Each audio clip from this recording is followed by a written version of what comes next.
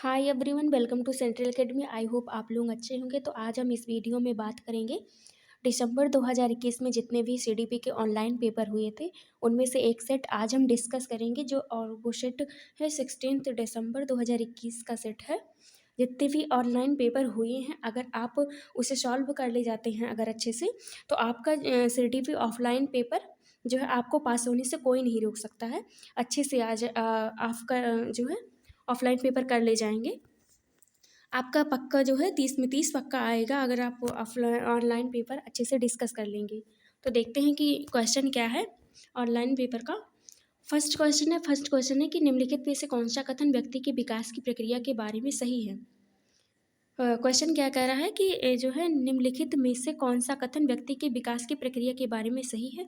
First option है विकास की प्रक्रिया एक दिशीय है, मतलब कि यूनिडायमेंशनल है नेचर में। और फिर बी ऑप्शन क्या है कि यह केवल व्यक्ति की आनुवांशिकता से प्रभावित होती है। और फिर तीसरा ऑप्शन क्या है कि विकास की प्रक्रिया में सांस्कृतिक विविधताएं होती हैं।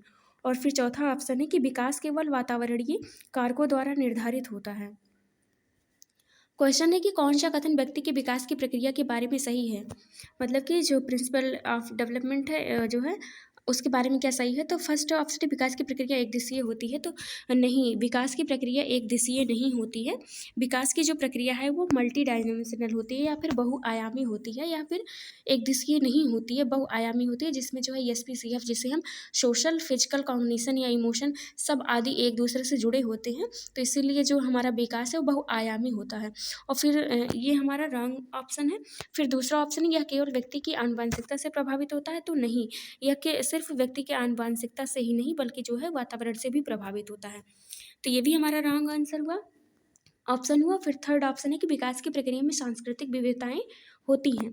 जी हाँ, यही हमारा राइट ऑप्शन है कि जो है विकास है, डेवलपमेंट है, वो जो है कल्चरल डाइवर्सिटी भी पाई जाती है उसमें। जो है अलग अलग जगह के लोग अलग अलग तरह से जो है उनका जो विकास होता है, उनका जो दर होता है वो अलग अलग होता है। तो हमारा राइट ऑप्शन थर्ड ऑप्शन होगा। और डी ऑप्शन क्या है कि विकास केवल वातावरणीय कारकों द्वारा निर्धारित होता है, तो ये भी नहीं होगा। सिर्फ वातावरणीय नहीं जबकि बल्कि आनुवंशिकता द्वारा भी जो है निर्धारित होता है, या हेरिडिटी द्वारा भी निर्धारित होता है, सिर्फ वातावरण द्वारा ही नहीं होता है। तो हमारा राइट ऑप्शन थर्ड ऑप्शन होगा कि जो है विकास पर संस्कृति का प्रभाव पड़ता है, कल्चरल या फिर कल्चरल डाइवर्सिटी का भी प्रभाव पड़ता है विकास पर। तो हमारा राइट ऑप्शन थर्ड ऑप्शन हो जाएगा। फिर आगे देखते हैं क्वेश्चन क्या है। फिर आगे क्वेश्चन दूसरा क्वेश्चन है कि निम्नलिखित में से कौन सा प्रश्न बच्चों में विवेचनात्मक चिंतन को बढ़ावा देने का उदाहरण है। विवेचनात्मक चिंतन जिसे हम क्रिटिकल थिंकिंग कहते हैं, क्रिटिकल थिंकिंग। तो फर्स्ट ऑप्शन है हमारा पता करो कि तटीय इलाकों में रहने वाले लोग क्या खाते हैं और क्यों। विवेचनात्मक चिंतन या क्रिटिकल थिंकिंग का मतलब कि हम जो है बच्चों को खुद से जो है तर्क करने या फिर सोच या विचार करने या अन्वेषण करने में जो है बढ़ावा देते हैं। जो बच्चा जो है वो तर्क करता है, विचार करता है, तो हम उसे विवेचनात्मक चिंतन कहते हैं। तो फर्स्ट ऑप्शन है पता करो कि तटीय इलाके में रहने वाले लोग क्या खाते हैं और क्यों। और दूसरा ऑप्शन भारत के 10 राज्यों के नाम बताओ। और तीसरा ऑप्शन है 2 से 10 तक के पहाड़े लिखो। और फिर तीसरा डी ऑप्शन है कि दी गई कविता का सुस्मरण करके वाचन करो। तो ये विवेचनात्मक या फिर क्रिटिकल थिंकिंग की बात कर रहा है। तो फर्स्ट ऑप्शन हमारा राइट ऑप्शन हो जाएगा कि जो ऑप्शन क्या कह रहा है कि पता करो कि तटीय इलाकों में रहने वाले लोग क्या खाते हैं और क्यों खाते हैं। तो इसमें क्यों का भी क्वेश्चन जुड़ा हुआ है। तो क्यों का मतलब कि बच्चा जो है वो सोचेगा, विचार करेगा कि कैसे है, क्या है, प्रॉब्लम को सॉल्व करेगा। तो हमारा फर्स्ट ऑप्शन राइट ऑप्शन है। और बी कह रहा है कि बी ऑप्शन है कि भारत के 10 राज्यों के नाम बताइए। भारत के 10, तो उसने जो है सिर्फ रट लिया है या फिर मेमोरी में फीड कर लिया है और उसे बता दिया। उसमें ना तो कोई जो है सोचने की बात आई और ना ही तर्क करने की। तो हमारा जो है बी ऑप्शन रॉन्ग आंसर हुआ, ऑप्शन हुआ। और तीसरा भी यही होगा, रॉन्ग आंसर होगा। 2 से 10 तक के पहाड़े उसने रट लिया और सुना दिया, और सुबह स्मरण की बात यहाँ पर हो नहीं रही है जो है। तो हमारा राइट ऑप्शन थर्ड ऑप्शन हो जाएगा, जो है राइट ऑप्शन हमारा ए ऑप्शन होगा। फिर आगे देखते हैं तीसरा क्वेश्चन क्या है। विकास का चरणीय सिद्धांत निम्नलिखित नियमों में से किस पर स्पष्ट रूप से जोर देता है। विकास का चरणीय सिद्धांत क्या रहा है, stage of theory stage theory of development मतलब कि चरण की बात कर रहे हैं।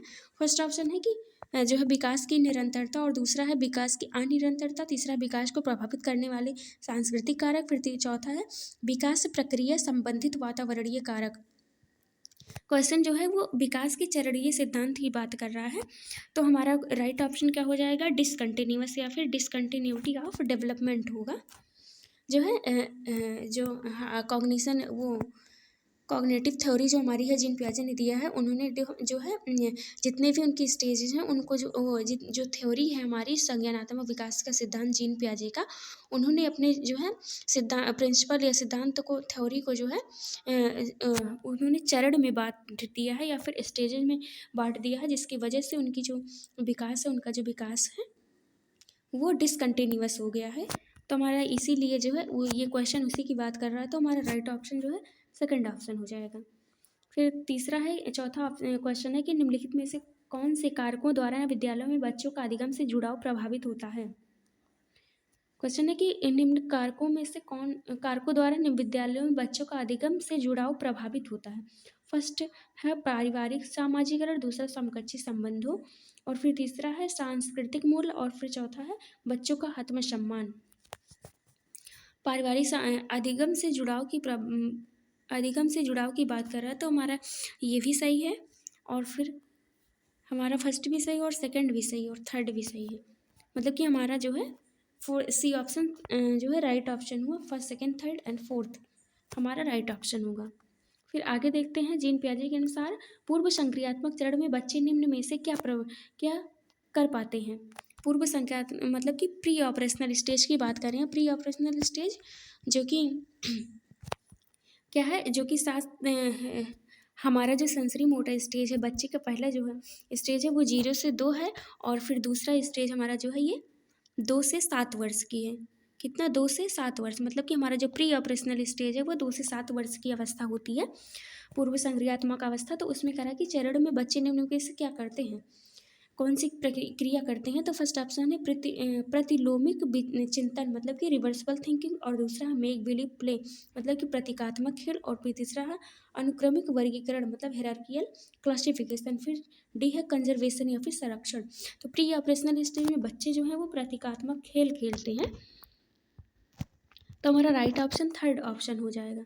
फिर आगे देखते हैं, फिर 6 है कि एक छोटी बालिका प्रतीकात्मक खेल कर पाती है पर अभी दूसरे व्यक्ति का दृष्टिकोण नहीं समझ पाती है।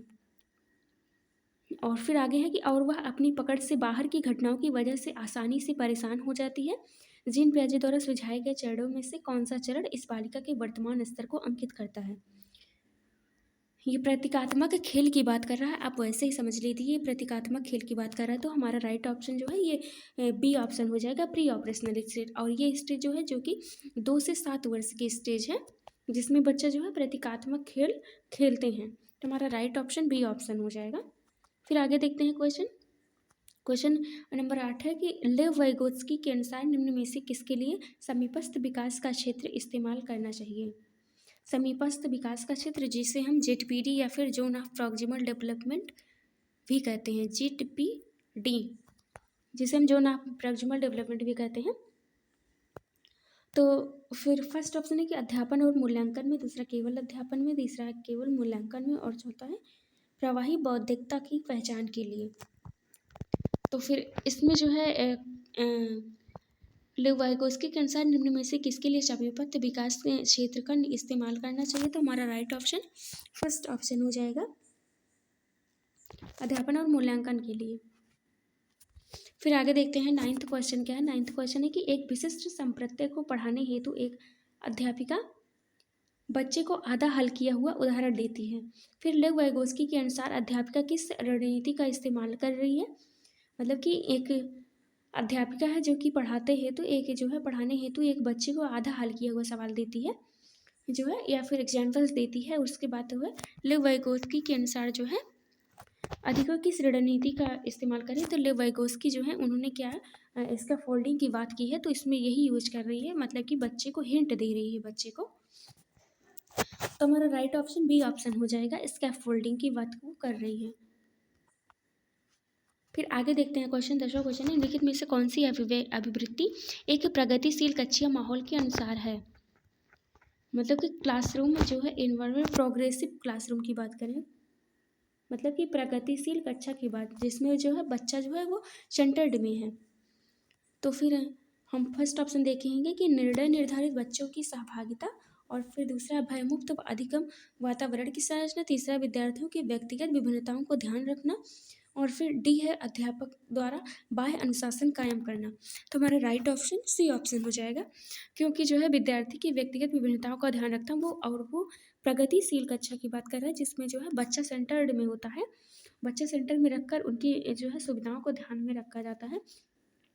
तो इसमें जो है विद्यार्थी की अलग अलग जितनी भी विभिन्नताएं हैं, मतलब कि उनकी व्यक्तिगत इंडिविजुअल डिफरेंसेस जो हैं उनको ध्यान में रखा जा रहा है, और ये इसी हमारा राइट ऑप्शन हो जाएगा। फिर आगे देखते हैं 11वां क्वेश्चन कि यह महत्वपूर्ण है कि कोई अध्यापक बच्चों को बुद्धि लब्धि के आधार पर स्थिर समूहों में पृथक ना करें, क्योंकि मतलब कि उन्हें जो है बुद्धि लब्धि या फिर IQ के आधार पर उन्हें समूहों में स्थिर ना करें, मतलब कि उन्हें बांटे ना, पृथक ना करें, क्योंकि यह अध्यापक के लिए असुविधाजनक है जी। और फिर यह विद्यालयों के लिए असुविधाजनक है। और फिर तीसरा, यह बच्चों को एक दूसरे के साथ अंतः सामूहिक प्रतिस्पर्धा नहीं करने देता।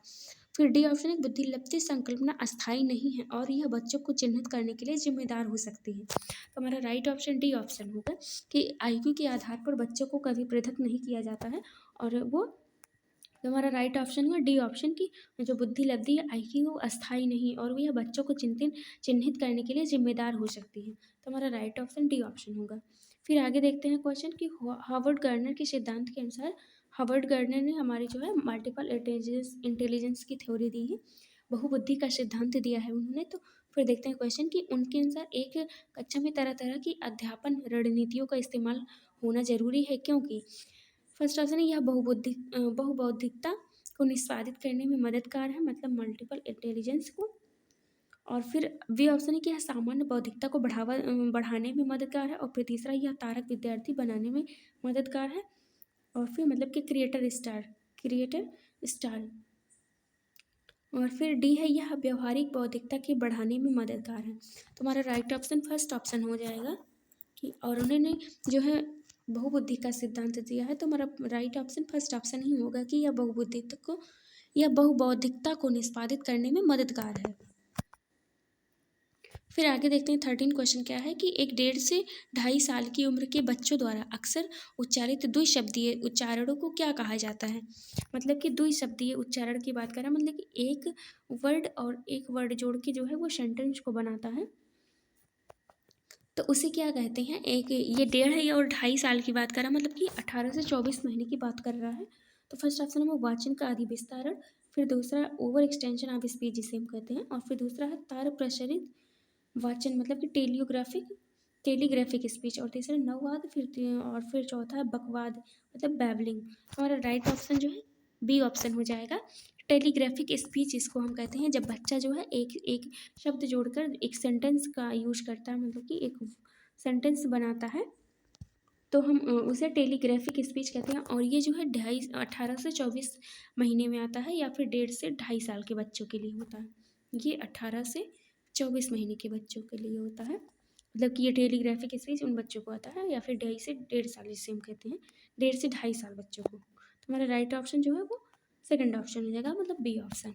फिर आगे देखते हैं 14 क्वेश्चन क्या है कि पुरुष सामान्यतः दिमाग से सोचते हैं और फिर महिलाएं अपने हृदय से सोचती हैं, यह कथन क्या दर्शाता है। मतलब कि दिमाग से सोचते हैं पुरुष और महिलाएं जो है हृदय से सोचती हैं, तो यह कथन क्या दर्शाता है। फर्स्ट है लैंगिक विभेदीकरण, और फिर दूसरा है लैंगिक रूढ़िवाद, और फिर तीसरा है दोनों लिंगों के बीच आनुवंशिक भेद, फिर डी है लैंगिक स्थिरता। तो हमारा राइट ऑप्शन बी ऑप्शन हो जाएगा। स्टीरियोटाइप हुआ ये जो है जेंडर स्टीरियोटाइपिंग की बात कर रहा है कि लैंगिक रूढ़िवाद जो है, जरूरी थोड़ी है कि पुरुष जो है सामान्य दिमाग से सोचते हैं और महिलाएं हृदय से, ऐसा नहीं है। ये जो है एक लैंगिक रूढ़िवाद है। तो हमारा राइट ऑप्शन जो है बी ऑप्शन होगा। फिर आगे देखते हैं कि 15 क्वेश्चन क्या है कि एक प्रगतिशील कक्षा में निम्न में से कौन सी मूल्यांकन विधि का इस्तेमाल नहीं होता है। मतलब कि मूल्यांकन या असेसमेंट, और ये प्रोग्रेसिव क्लासरूम की बात कर रहा है। नहीं होता है। प्रोग्रेसिव क्लासरूम जहाँ भी आएगा ये वर्ड मतलब कि बच्चा जो है वो सेंटर्ड में है, उनकी सुविधाओं को ध्यान में रखा जाएगा। फिर आगे देखते हैं, फर्स्ट ऑप्शन है कि अध्यापकों द्वारा मननशील जनरल का इस्तेमाल करना। फिर दूसरा स्ट्रॉन्ग मूल्यांकन एवं समकक्षी मूल्यांकन। फिर तीसरा केवल मानक निर्देशित मूल्यांकन पर आश्रय। फिर चौथा है पोर्टफोलियो के विद्यार्थियों के पोर्टफोलियो को तैयार करना। ये तो सही है, पोर्टफोलियो तैयार करना। केवल मानक निर्देशित मूल्यांकन पर आश्रय, यही हमारा राइट ऑप्शन हुआ। जो है सी ऑप्शन हमारा राइट ऑप्शन, केवल मानक निर्देशित या फिर नॉन रेफरेंस्ड जो है असेसमेंट नहीं करना चाहिए। हमारा राइट ऑप्शन सी ऑप्शन हो जाएगा। फिर आगे देखते हैं, फिर 16 क्वेश्चन है कि वंचित और हसीिए पर स्थित समूहों की भाषा और संस्कृति को स्कूली पाठ्यक्रम में समावेशित करने से एक अध्यापक क्या सुनिश्चित कर सकता है। फर्स्ट ऑप्शन है शिक्षा में समानता, शिक्षा में साम्यता, और फिर तीसरा है सुविधा वंचित समूहों के प्रति सहानुभूति, विशेषता सुविधा वंचित समूहों के लिए व्यावसायिक शिक्षा। तो हमारा राइट ऑप्शन बी ऑप्शन हो जाएगा, इक्विटी इन एजुकेशन, या फिर हम शिक्षा में साम्यता की बात कर सकते हैं।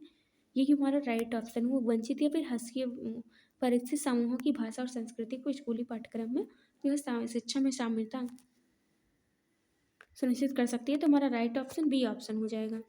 फिर आगे देखते हैं क्वेश्चन 17 क्वेश्चन देखते हैं कि पर्याप्त समर्थन प्रदान करने के बावजूद एक कक्षा में एक विद्यार्थी गणितीय क्रियाओं को समझने में निरंतर चुनौतियों का सामना करता है, इसकी वजह क्या हो सकती है। तो फर्स्ट ऑप्शन है स्वलीनता, दूसरा है गणित वैकल्य जिसे हम डिसकैलकुलिया भी कहते हैं, और तीसरा है अलेखी वैफल्य जिसे हम डिस्ग्राफिया कहते हैं, और फिर पठन वैफल्य जिसे हम डिसलेक्सिया कहते हैं। तो एक इसकी बात करें, क्वेश्चन देखते हैं फिर से कि पर्याप्त समर्थन प्रदान करने के बावजूद एक कक्षा में एक विद्यार्थी गणितीय क्रियाओं की बात कर रहा है, मतलब कि ये मैथ्स की बात कर रहा है, जो है समझने में वो चुनौतियों को सामना करता है, तो इसकी क्या वजह हो सकती है। तो ये गणित की बात कर रहा है मैथ्स की, तो हमारा जो है राइट ऑप्शन बी ऑप्शन हो जाएगा, गणितीय वैफल्य या फिर डिसकैलकुलिया। तो हमारा राइट ऑप्शन बी ऑप्शन होगा। फिर 18 क्वेश्चन देते हैं, एक समावेशी संस्था में एक श्रव्य बाधित विद्यार्थी की शिक्षा हेतु निम्न में से कौन सी रणनीति प्रभावी नहीं होगी। फर्स्ट ऑप्शन वीडियो चलचित्रों के प्रदर्शन में उपशीर्षकों का इस्तेमाल करना। ये श्रव्य बाधित की बात कर रहा है, मतलब कि बच्चा सुन नहीं सकता है, उसकी बात करें। जब बच्चा सुन नहीं सकता है तो हम उन्हें जो है चित्रों के द्वारा चित्र दिखाकर या फिर उन्हें जो है किसी और माध्यम के द्वारा हम बच्चों को पढ़ाएंगे। फिर फर्स्ट ऑप्शन है कि वीडियो चलचित्रों के प्रदर्शन में उपशीर्षकों का इस्तेमाल, और फिर दूसरा है जब बच्चा सुन नहीं सकता है तो हम उसे वीडियो दिखाकर या चलचित्रों को दिखाकर हम पढ़ा सकते हैं, तो ये तो सही ऑप्शन है।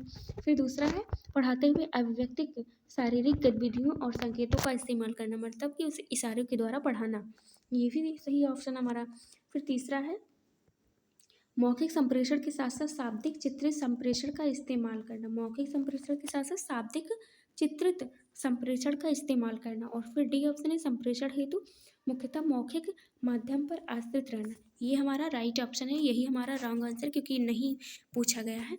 तो हमारा राइट ऑप्शन डी ऑप्शन होगा कि केवल मुख के, क्योंकि बच्चों को समझ में तो सुन तो सकता नहीं, तो इसलिए अगर हम मौखिक रूप से पढ़ाएंगे तो बच्चों को और नहीं समझ में आएगा क्योंकि वो सुन नहीं सकता है, तो हमारा डी ऑप्शन राइट ऑप्शन होगा।